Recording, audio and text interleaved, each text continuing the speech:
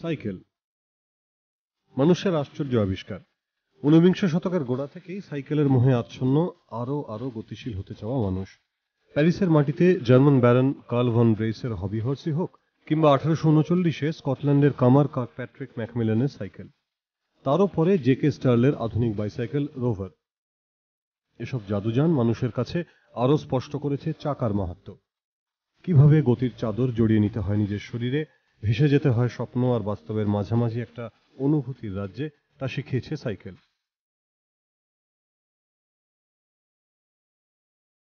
অতীতে শিখিয়েছে, আজও শেখায়। শৈশবে দস্যিপনার হাতেখড়ি, কৈশোরে পথের পর পথ পেরোনো, যৌবনে উদ্দাম প্রেমের সাক্ষী, আর বার্ধক্যে মৃদু গতির সহায়। এহেন সাইকেলের প্রতিটি কলকব যায়, তাই রোমান্সের লুব্রিকেন্ট না পড়লে যাত্রাপথ মসৃণ হয় না। লম্বা পথ ধরে সাইকেলের সমান্তরাল এগোনো। প্রেমের এই কমন স্ক্রিপ্টে সাইকেল নিজেই বদলে নিয়েছে নিজের ভূমিকা। নীরব সাক্ষী থেকে হয়ে উঠেছে প্রোটাগনিস্ট।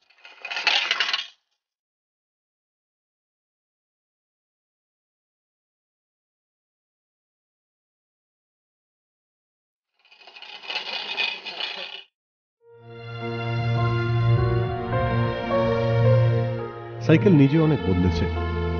বিজ্ঞানের অগ্রগতি তার চাকায় আরো গতি এনেছে, পরিবর্তন ঘটিয়েছে আদলে। তবে আজকাল আমরা শহুরে হয়ে উঠছি। নিজেদের ভয়ঙ্কর রকম উত্তরাধুনিক ভেবে অনেকেই অবহেলায় এক কোনায় ঠেস দিয়ে রাখছি এমন আশ্চর্য যানটিকে।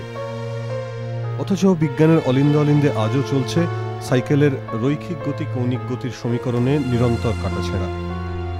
হাইটেক ওয়ার্কশপ থেকে মফস্বলের কামারশালা, আরও পথ পেরোচ্ছে অগতির গতি সাইকেল।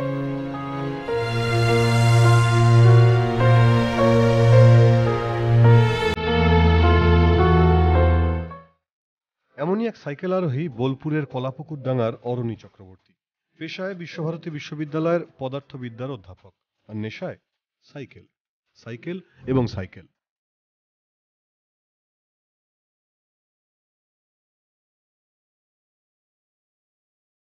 4-5 বছর আগে থেকে মানে হাতে কলমে শুরু করা, তারপরে সাইকেল নিয়ে ফ্যাসিনেশন অনেকদিন আগে ছিল। ইতিমধ্যেই তিনি বানিয়ে ফেলেছেন বেশ কয়েকটি অদ্ভুত সাইকেল। তবে ওর হাতিয়ার বড়সড় কোনো ওয়ার্কশপ বা ঝাঁ চকচকে ল্যাবরেটরির দামি যন্ত্রপাতি নয়। কাজ করছেন নিজের বাড়িতে, কিংবা মেঠো মানুষের মতোই মাঠে ঘাটে ঘুরে। বইয়ের পাতার জটিল থিওরি মূর্ত হয়ে উঠছে তাঁর বাস্তব বুদ্ধি আর হাতের জাদুতে। এতদিনের ভালোবাসার সঙ্গে মিশেছে ইন্টারনেট থেকে পাওয়া বিভিন্ন কনসেপ্ট। সোনায় সোহাগা হয়েছে নিজের বিজ্ঞানের জ্ঞান। এসব নিয়েই যেন লাল মাটির রাস্তায় ম্যাজিক দেখিয়ে চলেছেন আপন ভোলা মানুষটি। তার সঙ্গে হাত লাগিয়েছেন শিল্পী অলোক সোম। সবাই সুযোগ করে একদিন আমরা ওটাকে আমাদের বাড়িতে ছোট ছোট একটা ভাইস ছিল, নানা রকম ভাবে সেটাকে কেটে কুটে আমরা একটা সাইজ করলাম। সাইজ করে ভাবা হচ্ছে কি কি হতে পারে ইত্যাদি ইত্যাদি। তো অরবিন্দের কাছে যেভাবে পুরো ড্রয়িংটা এবং তার যে বিজ্ঞানটা যেভাবে জড়িত আছে, আমার কাছে পুরোপুরি একদম সেইভাবে মানে অঙ্কের থিওরিতে জিনিসটা হয়তো নেই, কিন্তু বিষয়টা আমি বুঝতে পারি, কারণ আমার একটা সায়েন্স ব্যাকগ্রাউন্ড ছিল, তার ফলে বুঝতে পারি জিনিসটা কি, এবং এটা যে সুবিধাজনক হবে, সস্তায় হতে পারে এবং আমরা করে ফেলতে পারি, বানাতে পারি। হ্যাঁ মানে তো সেটা খুবই একটা ভালো ব্যাপার। এরা সম্প্রতি বানিয়েছেন একটি 2 চাকার রিকাম্বেন্ট সাইকেল। প্রায় আধশোয়া হয়ে চালানো যাবে এই গাড়িটি। রীতিমতো আয়েশ করে পাড়ি দেওয়া যাবে মাইলের পর মাইল। আর সম্পূর্ণ পরিবেশ বন্ধু এই সাইকেলে দূষণেরও কোনো প্রশ্ন নেই। আরো নানা সুবিধা রয়েছে এই রিকাম্বেন্ট সাইকেলে। সাইকেলটি নিচু হওয়ায় পড়ে গেলে লাগবে কম, নিচু হওয়ার জন্য হাওয়া ধরবে কম, তাই সাধারণ সাইকেলের চেয়ে অনেক বেশি গতিতে চালানো যায় এই সাইকেল। আরাম করে বসা যায়, পিঠে কোমরে ব্যথা হয় না, বয়স্কদের জন্য উপযুক্ত, প্রকৃতির শোভা গ্রহণের জন্য আদর্শ। জাদুকার পেট নয়, আপনি সাইকেলে বসে আছেন, থুড়ি আপনি সাইকেলে আধশোয়া হয়ে আছেন, আপনার পিঠ গদিতে ঠেকানো, আপনার মুখ ওপরের দিকে, প্রকৃতির শোভা দেখছেন আপনি। ভাবতে পারেন? হ্যাঁ, এভাবেই একটা সাইকেল আপনি চালাবেন আর বেরিয়ে যাবেন একেবারে বাতাসের গতিতে। চেষ্টা করেছি যে কি করে তার প্রবলেম কি, সাইকেলটা চড়ে দেখতে হবে, লং জার্নি করতে হবে, সেইখানে দেখে কি করতে পারা যেতে পারে।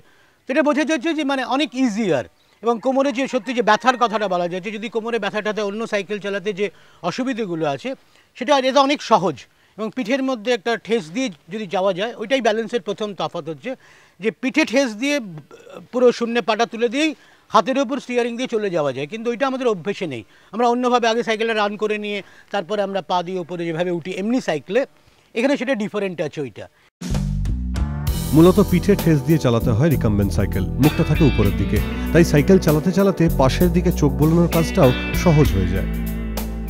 লং জার্নির পক্ষে এটা ভীষণই ভালো বলে আমার মনে হয়, মানে অনেকটাই সহজ, এবং ওই যে একটা দেখার দৃশ্যটাও সত্যি তাই, যে এরম ভাবে থাকে না, ভিউজটা ক্লোজ হয়ে যায় না, ভিউজটা অনেক বেশি ওপেন হয়ে যায়। বিদেশে অবশ্য এমন সাইকেল ঢের পাওয়া যায়, দাম পড়ে লাখ দেড়েক। আর এখানেই এই সাইকেলটির মাহাত্ম্য। খরচ মাত্র ৩,০০০।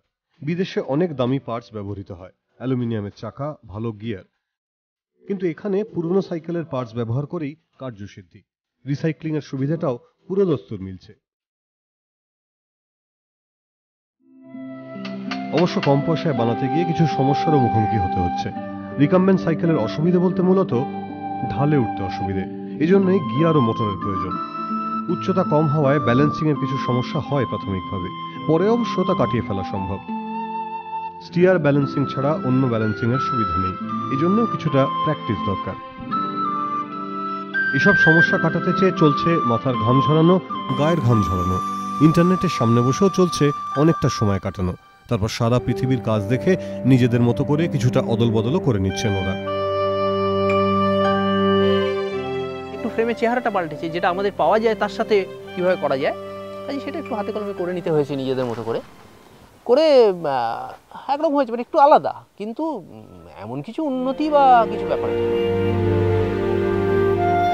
আমার আশ্চর্য ফুল, এভাবেই বোধহয় ব্যাখ্যা করা যায় এহেন প্রয়াসকে। অরণ্যবাবুর কলকবজা কালীঝুরি মাখা স্বপ্নের বাগানে সাইকেল ফুটে উঠছে ফুলের মতোই।